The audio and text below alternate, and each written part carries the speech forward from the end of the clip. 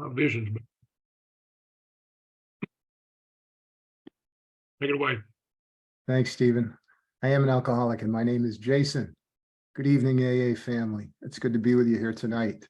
Grateful to be a member of Alcoholics Anonymous and grateful to be with my friends here in AA. I love Alcoholics Anonymous. I've been looking forward to this meeting tonight, and I owe my life to Alcoholics Anonymous.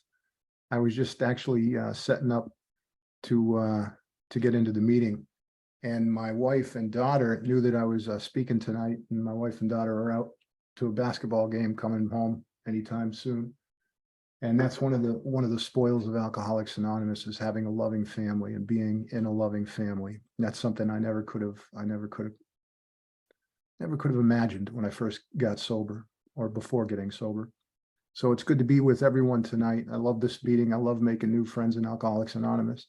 You know, the medium of Zoom over the last 3.5 years brought a lot of people into my life and brought a lot of relationships closer in an otherwise difficult setting and difficult circumstance. We got to know more people. We got to be involved in other people's lives through Zoom. And I got to meet Stephen, and I got to get closer with a lot of new friends through the application of Zoom.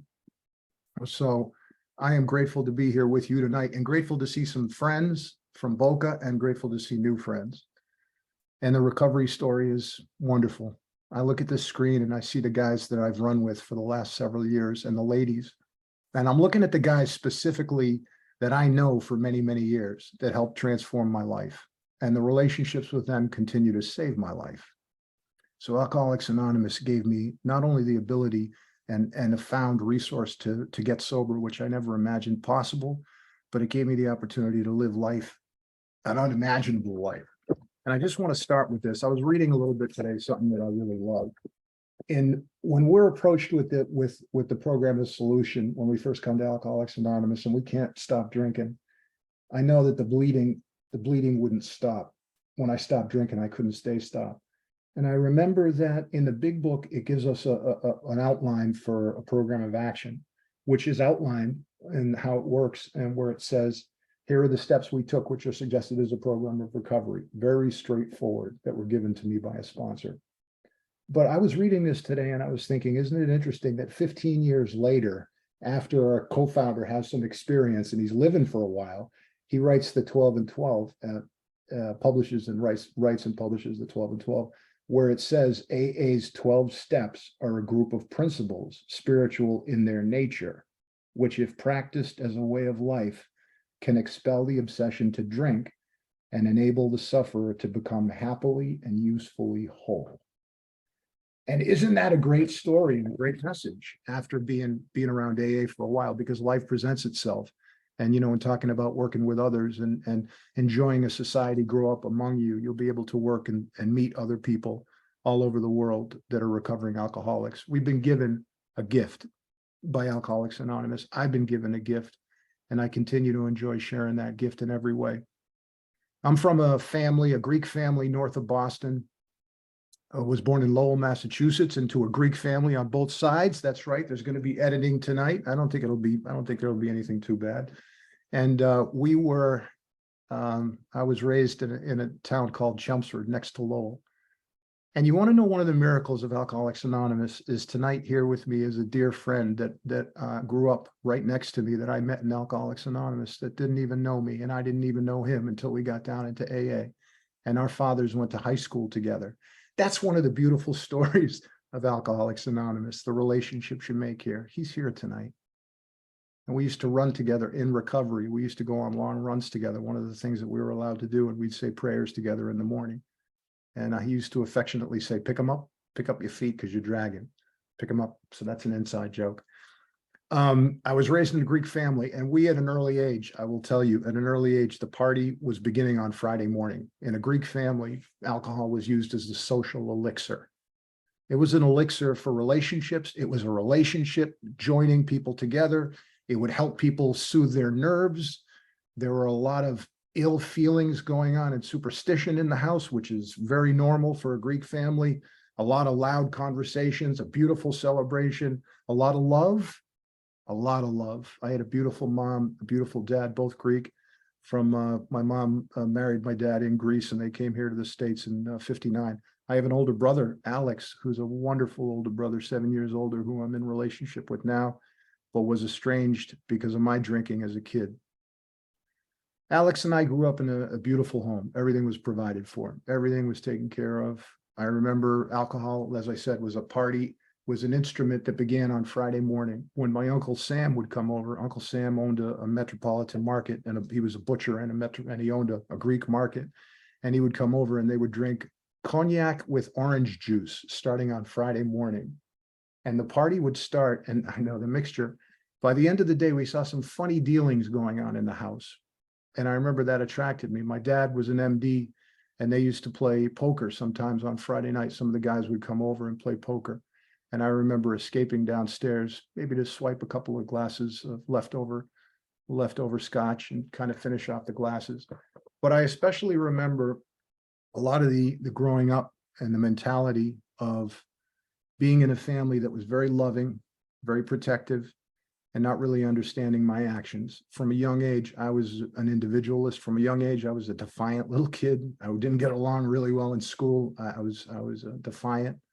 I was pretty involved in self, and I remember breaking the rules. I wasn't really good at reading too many books. I wasn't really good at finishing a book. My attentions were on other things. As a kid, I know a lot of us feel the same way. The anxiety that I experienced as a kid was pretty rambunctious, pretty strong. As a little kid, I couldn't keep my thoughts centered on one thing. I remember that early age of feeling the inferiority that a lot of alcoholics that I've worked with have felt, the feeling of not really feeling connected, the feeling of I'm going to have to depend on myself because people can't be trusted. That older brother I used to follow around everywhere, and I used to want to do everything he did and emulate him and follow him and do things with him, follow the guys around, never quite matching up to what they were doing, but always wanting to chase them. And I remember chasing them into the Walsh's yard one day when they were drinking a bottle of gin. And I followed my brother Alex into that basement, and I wanted to do what they did. And I remember them feeding me gin and saying, okay, Jay, you can do this. It's all right. You can do this. And having a great time with me, and me getting deathly ill after that. And I remember that time, and I kind of went home and took a lot of heat for that. And I remember the feeling though, the minute it was done, I remember immediately feeling born for the first time. And that was the feeling that I wanted to chase. Alcohol, for the first time in my life, when I drank it, I was age 9 or 10, made me feel like I was one of the guys. And I remember it also scared me. So I never really drank. I never really drank until that was just one time.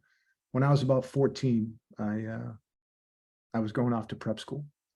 And like my brother, I was being sent to a prep school. It was in Groton, Massachusetts. And they were having a party in that prep school. And I wanted to be a part of the group, and I wanted to be just like the guys in that group. So I would do what they did. And I remember they were playing quarters with whiskey. And that was a pretty new concept to me. And I wanted to be a part of that group. So I remember doing what they did. And that was a feeling that I'll never forget. For the first time, I was born, really born. Everything in me felt alive. I felt courageous. I felt new. I felt muscles growing where I hadn't had them before. I felt confidence where I hadn't had it before. I felt I could talk to people. I could approach people. I'd never felt that before. And this was the first time where I actually felt a sense of connection that I had never known before. And I know that I was running my own game by this time. I said, this is me, and this is what I want to be. This is what I want to do. And I'm going to follow this, and I'm going to do this every day of my life. And I loved it. I loved the feeling of getting lost. I loved the feeling of feeling in control, my whole life being alive for the first time. I had sensitivities, I had imagination, I had creativity. I had never had creativity before. I could think full thoughts. I could read for the first time. I could see people for the first time. I could get into relationships. Everything, the social elixir for me was alcohol. And I went through that first year of high school. It was prep school. And I excelled, and I played sports, and I played in all kinds of sports, and liked to act and liked to get involved in all kinds of different things. and found myself in a place of superiority and a place of defiance. The alcoholic knows individualism and knows narcissism and knows a great sense of defiance, defiant individualists. And I remember that was one of the things that Dennis used to say too when I first got in.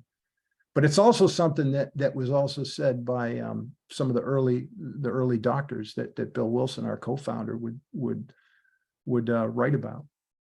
And one of the things that I love, and this is like a therapeutic mechanism, but I really love it. It's a Harry Tiebout writing, and he's one of the first friends of Alcoholics Anonymous. You know, obviously Carl Jung was one of the first members of the medical community that met with Roland Hazard. And it's amazing to me because in the progression of my drinking, I never saw it until I got to AA. I never saw how my drinking progressed until I got to Alcoholics Anonymous. But we have antecedents. We have the benefit of founders and many of those giants who went before us that tell the recovery story and give us an outline. And I needed this outline.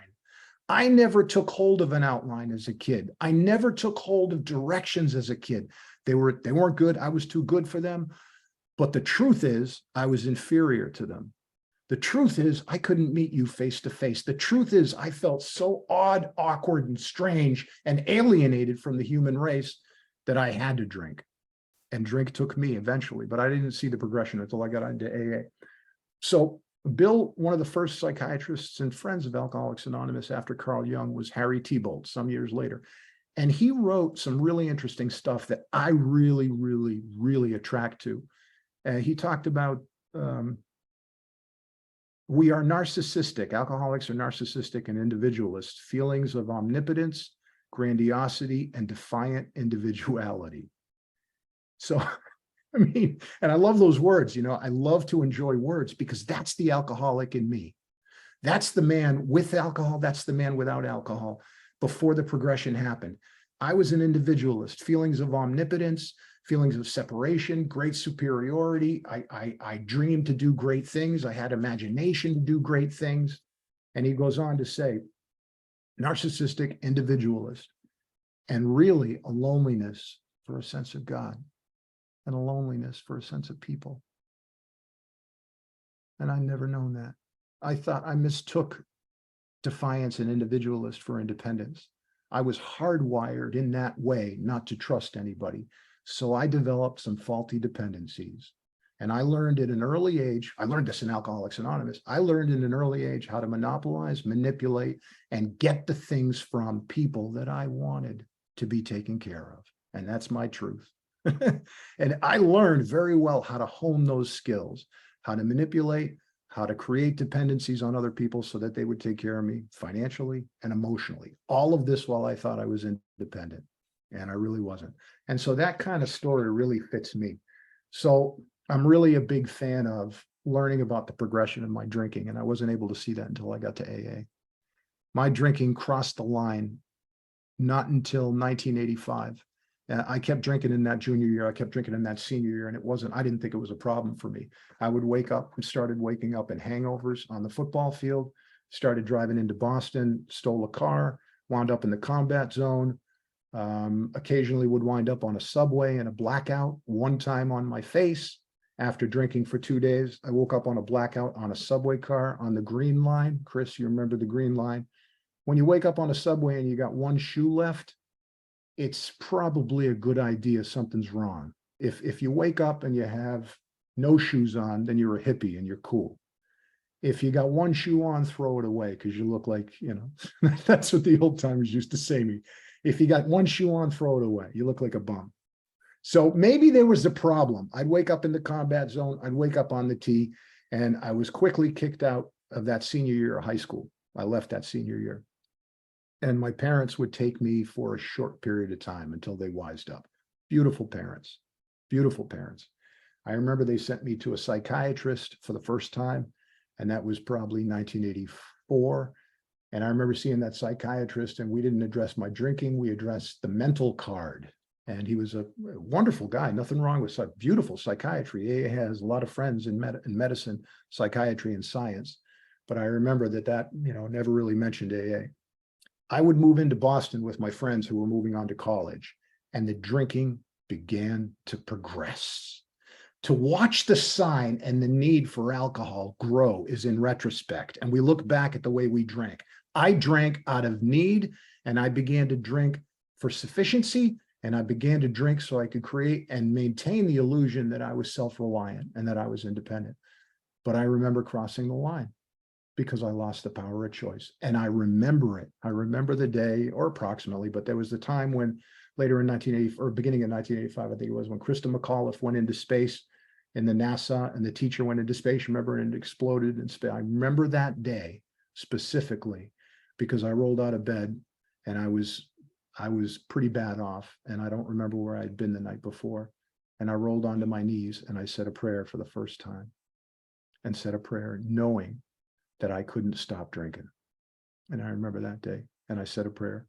Now, I thought that I could stop, and I remember stopping that day, and I remember stopping for a couple of days. And I remember the feeling that I had. I felt this is going to be all right. This feels so much better. And I remember making it through about 4 days. And I was clean, and my eyes were cleared, and I was wearing good clothes, and I got a job, and I was working in retail. I was selling sporting goods, and I was living in Brighton, Massachusetts. And I remember that feeling that came into my mind that night when I went out just to have some dinner and went out with a friend. And I remember the feeling that crossed me like nothing even happened. It just crossed my mind how nice it would be. Just like it says in the book, the suddenly. My problem is in the suddenly. And that's what you guys teach me. I had heard that recently. I heard the word suddenly again for the first time. Suddenly it crossed my mind. And that's exactly how it was with me, time and time again in Brighton, in the Oak Square Lounge. And I picked up a drink, a second drink, felt great, a third drink, and then I disappeared. Back down to Berkeley, somewhere into Kenmore, and found myself 2 days later, and I don't remember where I was. Arrested after that. I remember my dad coming to pick me up. I have a couple of stories of dad coming to pick me up, who would come into Boston or would come into Lowell, wherever I got arrested. And I'll never forget the feeling of my dad looking at me with that sense of disappointment. And I have a friend, Bob Davis, who shares the same experience. And that was one of the experiences that tied me to him when he talked about his old man looking at him with that face and the sense of disappointment that cuts to the core of how a dad feels when he has to get his son out of prison or jail. The disappointment and how it makes someone feel. And I wanted to stop, and I wanted to make him happy, and I wanted to make him proud, and knew that I couldn't. And that sense of dejection is like nothing else that an alcoholic experiences. But we don't know, and I didn't know that I had an illness. I didn't know what alcoholism was. I didn't know how it affected my family. I didn't know how it affected the people around me. And I didn't know the extenuating circumstances of how many circles outside the ones who love me, how many people I affected with my words, my lack of action, my inaction, and what I had done and what I had left undone. And I never followed a template. I had been given a template by my dad and my mom and just chose never to follow it. So I'm in Boston.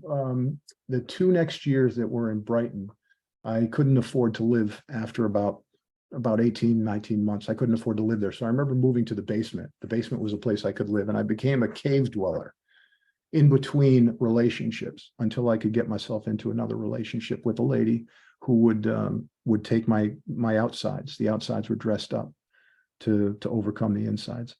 And I would occasionally find a girl. I found my next girlfriend would be in the psych ward, believe it or not. I always affectionately say I met my first wife in the psych ward.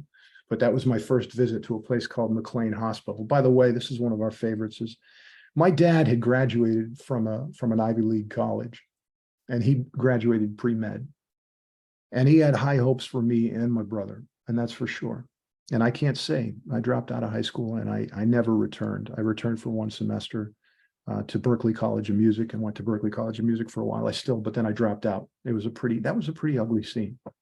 But my dad had high hopes for me. I never did go to an Ivy League college, but I like to say I did attend a very prestigious psychiatric institution in Belmont, Massachusetts, that had Ivy on the building. I attended that place a few times, and that was called McLean Hospital. McLean Hospital was a diverse, beautiful place that I happened and loved so much. They had a chemical dependency unit, so I went there a couple of times.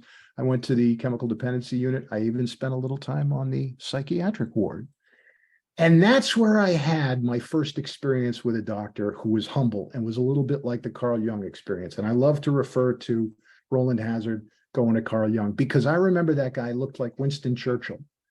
And when I was a cave dweller in the basement, and I remember turning in and I had insurance, I went to treatment for the first time. That was at McLean Hospital. I remember meeting the guy who was my psychiatrist. And he was the first guy that talked to me about perhaps you have a problem with alcohol. How do you drink? I didn't tell him the whole truth. I didn't tell him the complete truth. I always hid something. But he said, you drink. How much do you drink? Because he saw it in my health. And I was sick and I was only 23. And he said, I can see the way you drink. So my ideas, my defiance, my dishonesty was well implanted, but I didn't think I was an alcoholic. I didn't think I was that kind of person. I didn't think the disease had progressed that much. It now had me, completely had me. So I remember he talked to me and he said to me, you need to go to AA. I'm not prescribing you anything. You need to go to AA. And Bill Wilson wrote letters back and forth with Carl Jung, one of our founding fathers, and credited him. Bill Wilson credited Carl Jung, Dr. Jung, as being one of the founding conduits to Alcoholics Anonymous. And they wrote some letters back and forth, particularly years later, as late as 1961. And he said, Carl Jung said to him about Roland Hazard. He had been to him to see him twice. And he said that he couldn't help Roland. He said, medicine has nothing for you. Science has nothing for you. I can't help you. You're beyond human aid. There's nothing I can do for you. And he said to Bill in a letter in 1961, Roland's craving for alcohol was the equivalent on a low level of the spiritual thirst for our being, for wholeness, which is expressed in medieval terms as the union with God. The second part of the first step says our lives have become unmanageable. My sponsor used to say, that second part of the first step is a loneliness for God. A loneliness for God. I didn't know I was an alcoholic. I didn't have the facts. Nobody gave, they tried to if I went to, but I wouldn't hear them. I didn't know the facts about alcohol. I didn't know that it was a twofold illness, physical and mental. Once you start, I couldn't stop. Once I could not stay stopped. But the second part of that first step was, and it took me a while to come to that experientially, I was lonely for God. I was lonely for God. And here we had a psychiatrist telling me, saying, I clearly can't help you. Medicine and science can't help you. Only a spiritual experience and an awareness of a relationship with the God of your understanding can help you. And that's our program of action as outlined. And there is a great gift in deflation at depth. There's a great gift in deflation at depth. When I reached and drank for another year and a half, I'd go out and I'd become sick. I forgot about those in my family. I would hurt and I would steal. Low-level, small crimes, stealing from my job until they fired me. Getting arrested for small petty stuff, but drinking on a daily basis until I was sick. Stopped showering, hygiene out the window, all that stuff. And so what happened to this alcoholic was I couldn't stay stopped. I couldn't go a day without a drink. And I hated myself and wanted to die. And that guy, a guy named Nikita, who went to Berklee College of Music with me, came and saw me, and he knew about my drinking. And I went for a semester, and this guy was a great musician, and he was my Abbey. We heard a couple of stories of, if I ever get as bad as Nikita, then I'll stop. He was that guy. We heard about a guy last night. If I ever get as bad as Joe, I'll stop. Well, Nikita was that guy. He was a guy that drank to excess. He was brutal. He'd get into fights. He'd get into awful activity. Well, this guy showed up at my basement, and he was that guy. He was a rescue to me. He was the first light of AA who shared the legacy of recovery and suffering. That's what Bill calls it in the fifth tradition. He calls it the legacy of suffering and recovery. And if that guy didn't get through to me and break through my walls and break through my barrier and talk to me about love, he broke through, and Nikita got me. And that guy had me for the first time. And I cried like I hadn't ever cried before. And I told him about my drinking for the first time. He didn't talk to me about my drinking. He talked to me about his drinking. And I identified. And I didn't know that I couldn't stay stopped. He talked to me about his drinking. And I wanted what he had. I wanted what he had. For the first time, I'm deflated. I'm at that jumping off point. I'm at that point. So he put me on a plane to St. Paul, Minnesota. And that was the first 30 days, numb, blind, dark, bleak, gone. I got on a plane. I don't remember anything about that first 30 days. I do remember them recommending going to Florida, which I wound up. I haven't had a drink since February 27th, 1991. I landed in Boca Raton, Florida, and got to a place and was in a place, a halfway place for 90 days, which turned into 9 months. And I walked into a place called the Hillsborough Pines Club. And the Hillsborough Pines Club was a smoking place with AA, where the trash ashtrays were getting cleaned up. And I met a guy sitting over on the corner stoop, and I'm sure Henry was there. Henry was there. And I walked in, and there was a guy named Dennis O sitting on the corner chair, and he walked and he waited for guys to come in. He'd deal with criminals. He'd deal with gangsters. He'd deal with basket cases. He'd deal with broken people. He'd deal with broken families. He had gifts that doctors didn't have. He had gifts that priests didn't have. He had gifts that pastors didn't have. He stood at the door with a face of dignity, and he shook my hand and said, "Come on inside, son. What's your name? I'm grateful you're here. Come on inside. The war's over. You lost."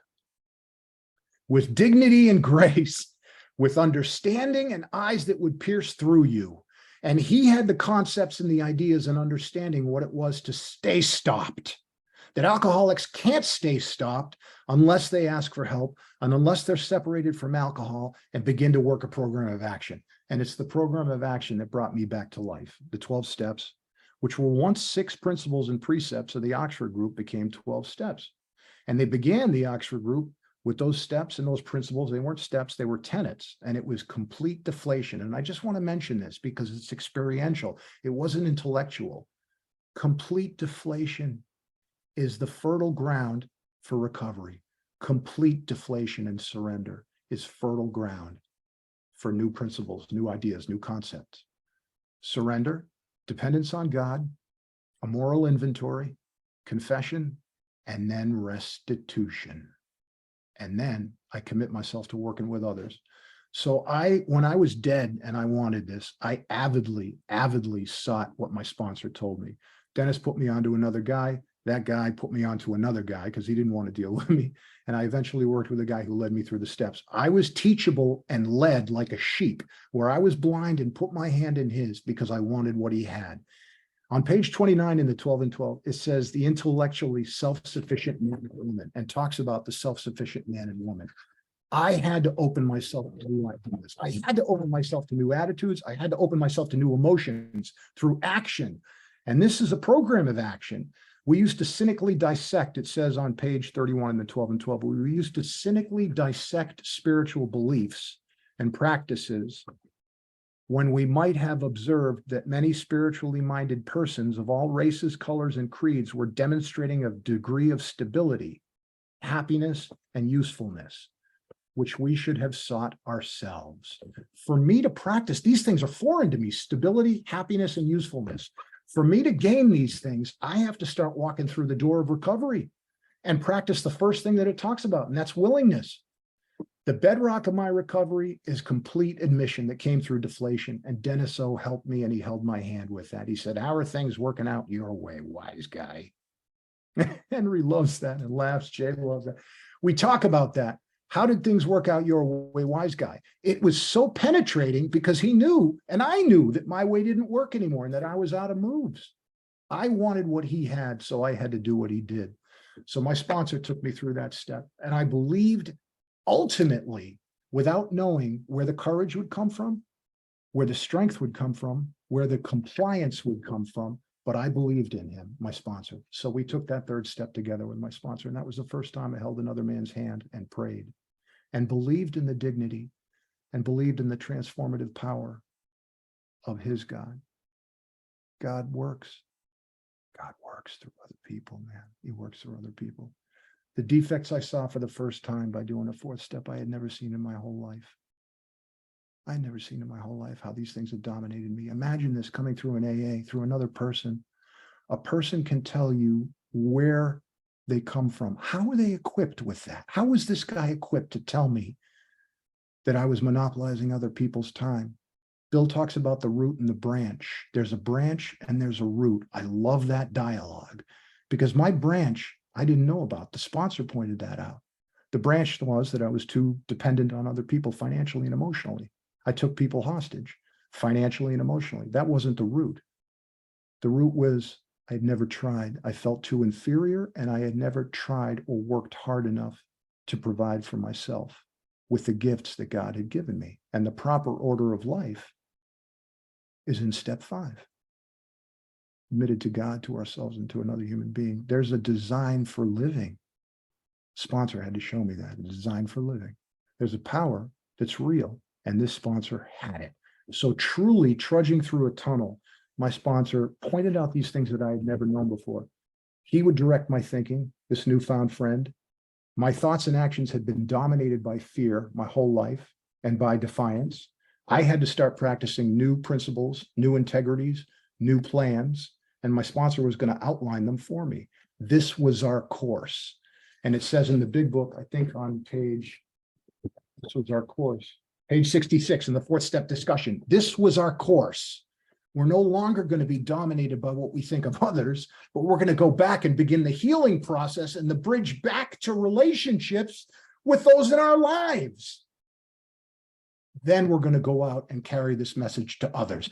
But supernaturally, this isn't going to happen through my own power. The sponsorship, the power of sponsorship, people, is so unbelievable because he gave me a concrete plan to bring my inability, my brokenness, my defects, the obstacles, the barriers, the sins, the shortcomings. Bill, he really does. He calls them 35 to 40 different things. Barriers, obstacles, blocks, the true blocks, and broke down to me what was God-given. And these instincts that I had abused, instincts. We unreasonably imposed our will upon others and unhappiness followed. People don't live that way anymore, Jason. You want to put your hand in God's, I'm going to show you how to do that.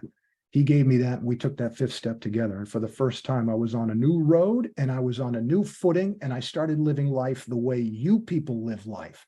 I started following the tenets of the program. I started following the path. I started with 7 things he gave me in the 7th step. We did the 7-step prayer, but the steps are about each step precedes the next step. There's a prepare step. There's a do step. There's a prepare step. There's a do step. And my sponsor was big on this. The prepare step. We prepare in step 4 so that in step 5 we can deliver. We can confess to God, to ourselves, to another human. In step 6, we prepare to go to God with these defects of character so that he can remove them from us. The do step is the 7th step. The prepare step is the 8th step. And the do step is the 9th step. We have our list from step 4.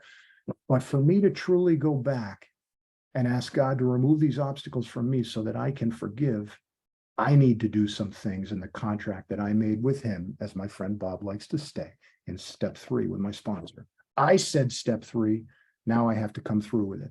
In steps, I need to take some steps. I need to start working full time. I need to start becoming self-supporting through my own contributions. I need to become self-supporting through my own emotions. I need to start paying my way. I need to start going back to others and start building the bridge back. I need to start working with others, and I'll find myself and I'll find God in other people. I've watched so many people in this room, and Alcoholics Anonymous is about stories. When I went back to my family, I went back, but especially when I started practicing the 11th step, the 10th and 11th step, the whole world opened up to me in that 9th step, because I started treating people the way that my sponsor taught me to treat them.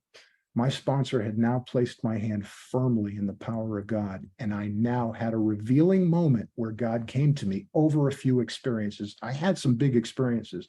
I went on a couple of spiritual retreats, and there was quietness there. One of the benefits of that is you gain a sense of courage. I gained a sense of responsibility. I gained a sense of freedom, but I met God over a period of time because he came to me.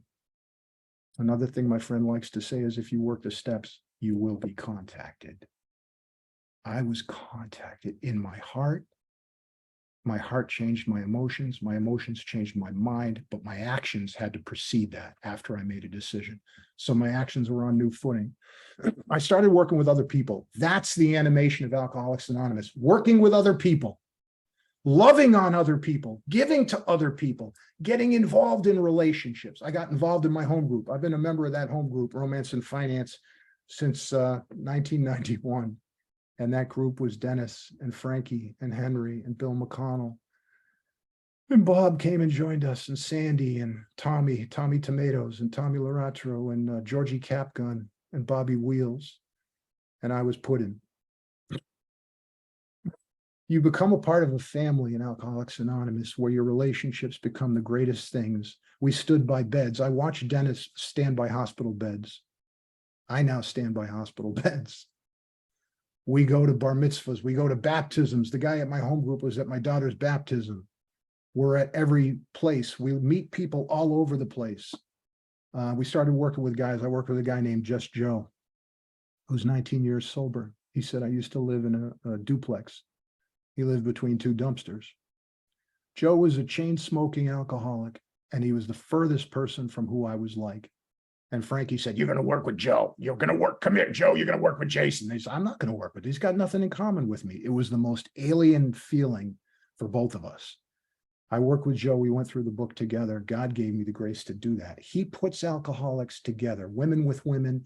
He puts women sometimes with men. He puts men with what? I look at some of my friends. They're uniquely qualified to carry the message of suffering and recovery. We are uniquely qualified to sit on the curb and talk to somebody else, and there's no profit in it. And that's what I did with Joe. And Joe and I went through those 12 steps together, and he has since become a sober and productive member of society. Sober, happy, useful, stable. He runs ultra marathons. He's 66 years old. And I later met another friend named Chris, who I told you about, who's here tonight. We had never known each other. Our fathers, both Greek, went to the same high school and graduated the same year. Chris and I would start running together in 2008, 2007, and we were running together for years. And he's a prayer buddy of mine because prayer works. I saw a newfound, and I realized the power behind prayer. And I realized something else about the 11th step. I found in my own walk that God's love in my heart cleared away the wreckage and cleared away the obstacles. And his love's intentional. His love's intentional. And I wanted to learn more about his love. And the way I learn about that is by giving it away. And the way I learn about his love is by forgiving. My sponsor told me, if you can go out and give this message away to other people, you have an obligation. You have an opportunity and you have the privilege to give this gift away to other people. Start carrying the message in all walks of life. And guess what? My life blossomed since then. My life has exploded since then because maintained and ongoing sobriety has to be coupled with working with other alcoholics. Every time you come away from it, your day gets better. You see your purpose. You see what compassion means. You see what suffering turns into compassion. You see how energy gets transferred. You see how power gets transferred. That's when I met face to face with God as I understand him, when I was working with another guy. So I started working with guys and threw myself into that. This is where life starts happening. This is where action completes itself in the second step and the reliance on God becomes big. This is when life starts happening. Some of the greatest experiences, I got to tell you, are as a result of working with other guys. One of the guys I sponsored who had multiple years, he got into his golden years and he would get sick. And he asked me if I would sponsor him. And I sponsored him. And I got to hold his hand. I got to hold his hand when he went home last year. That's Bill McConnell. And Henry and all the guys, Jay remembers Bill. Jay used to go, we're like men who have lost their legs. They never grow new ones. Bill was he lost his leg after the war. And I mean, that's the sense of humor in AA. Jay would go, we're like men who have lost their legs. They never grow a new one. This relationship with Bill in our home group was incredible. I loved Bill. He was at our home every Thanksgiving. And Bill got real sick, and we would take meetings into the VA, and he loved it. And we would hold hands and pray. And the day before Bill passed, we'd sing songs. We'd go in there and sing hymns, and we'd sing him home. That's what Dennis O taught me. That's what you people taught me. That's what you people taught me. Pete W. went home 2 months ago. We got to be there for him. That's what you people do. We go to the bedside, we get on our knees and we hold their hands. We say a prayer, and we know that they're going home to a great meeting, a great meeting. Prayer changes me. Prayer doesn't change God, it changes me. So he removes the obstacles. He removes these ideas. He removes the old me. He removes the old ideas and replaces them with new ones. He removes the old emotions and replaces them with new ones by loving others, by loving others. And that seems to be the story of AA. That seems to be the story of AA. I met guys like Philip and Stephen and you people on Zoom here. And the transformative power of recovery is alive and well. And it's alive through the big book of Alcoholics Anonymous, and it's alive through the 12 and 12 and a lot of our readings. And I just want to say also the power behind deeply installed ideas can take a lot of years. Look at Bill Wilson's experience when he experienced some further things, further growth, his emotions, as he went into his 15th year, his 16th year, his 17th year. People need to know, and people like me need to be reminded that we're loved in Alcoholics Anonymous. And the best way to love is to give it away and to forgive and to practice forgiveness. Now that we know where that tool and that gift comes from, it comes from the hand of God. And Dennis used to say, Alcoholics Anonymous is all about 12 steps. 12 steps are all about God. God is all about love. Love is all about people. And people are all about feelings. So I stay sober and got sober by the mercy of God, and I stay sober by the grace of God. And you people are the grace of God. Dennis would say that. You people are the grace of God. And if you want to know what God looks like, look to the left or the right of you. You're made in his image. You're made in his image, and I believe that with everything I am today. And I believe that we'll continue to be given the power to go on and to help another alcoholic who comes into the rooms. And for that, I'm grateful. Stephen, I love you, and I love you guys. Thank you for letting me share here tonight. I want to say thanks, everybody. Have a great evening.